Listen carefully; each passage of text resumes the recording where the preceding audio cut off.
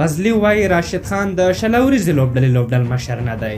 ګران لیدونکو السلام علیکم. د افغانستان د کرکټ بورډ عمومي رئیس عزیز الله فضلي په کابل کې د طلوع په نوم له یو خصوصي تلویزیون سره په خپلو خبرو کې وویل چې راشد خان اوس مهال د افغانستان د شلوريزې لوبډلې لوبډل مشر نه دی او د شلوريزې لوبډلې لپاره به نوی لوبډل مشر ټاکل کیږي.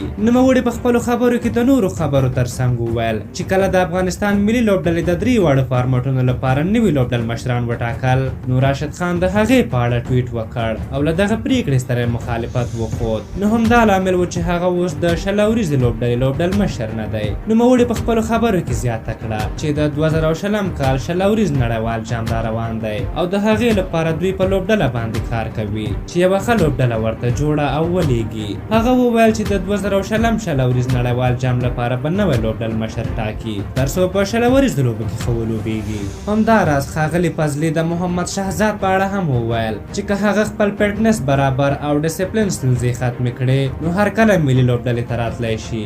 نوموړي نن د 3 کسانو د لرې کېدو او د هغوی د څېړنو په اړه وویل چې دا پرېکړه د کرکټ بورډ په کلنۍ عمومي غونډه کې وشوه او د دې لپاره کمیټه ټاکل شوې ده چې هغه به د اسدالله خان، دولت احمدزي او نوید صایم په اړه څېړنه کوي او له هغې وروسته به خپل راپور وړاندې کوي. تر هغې پورې دوی منفک شوي نه دي خو دندې تعلیق شوي دي. ښاغلي فضلي د افغانستان ملي لوبډل مشر ګلبدین نایب د هغې خبرې په اړه وویل چې ویلي و چې لومړی د لوبډل مشري خبره له راشد خان سره شوې وه خو راشد خان بیا له لوبډل مشرۍ انکار وکړ او حیثیت یې هم ښکاره نه کړ. د کرکټ بورډ عمومي رئیس وویل چې راشد خان له اجرایي رئیس او د غوراوي کمیټې له مشر سره د لوبډل مشرۍ په اړه خبرې کړې وې خو وروسته یې له لوبډل مشرۍ څخه انکار وکړ.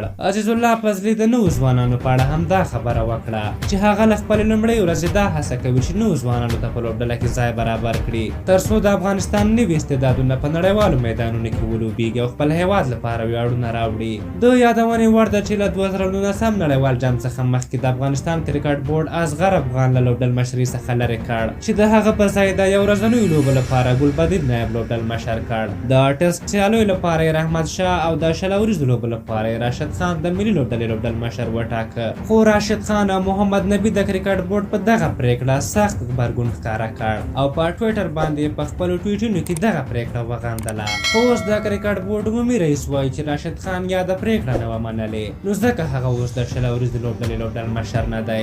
د یو ورځنیو لوبو له کپتان ګلبدین نایب سره د راشد خان مخالفت او د هغه ځینې مغرورانه کړنې د دې سبب شوې چې د کرکټ بورډ په دې پرېکړه ځینې خلک خوشحاله شي. په هر حال تاسو د کرکټ بورډ او د حاجي عزیز الله فضلي دغه پرېکړه څنګه ارزوئ؟ خپل نظرونه به راته په کومنټ کې ولیکئ. که زموږ دغه ویډیو مو خوښه شوې وي ضروري لایک کړئ. تر بلې ویډیو مو په لویو بخښونکي خدای سپارم. د الله په امان.